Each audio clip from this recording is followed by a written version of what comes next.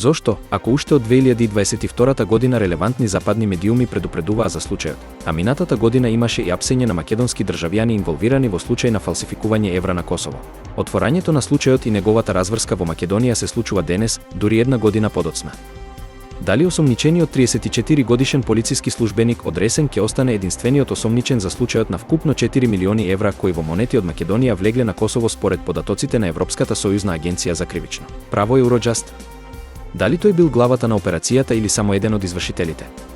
Докаде и колку високо во структурите на полицијата и власта се протегала организацијата на целата операција и дали таа можела да се изведе без заштита од лица од полицијата и царината? Во меѓувреме Европол соопшти дека пред неколку дена, на 4 август се откриени слични ковачници на евромонети на уште неколку други локации во Македонија, меѓу кои и во главниот град Скопје. Има ли фалсификувањето монети од евра во Македонија и Косово врска со меѓусебните политички обвинувања за обид за дестабилизација и на крај дали македонските фалсификатори ја добиле идејата?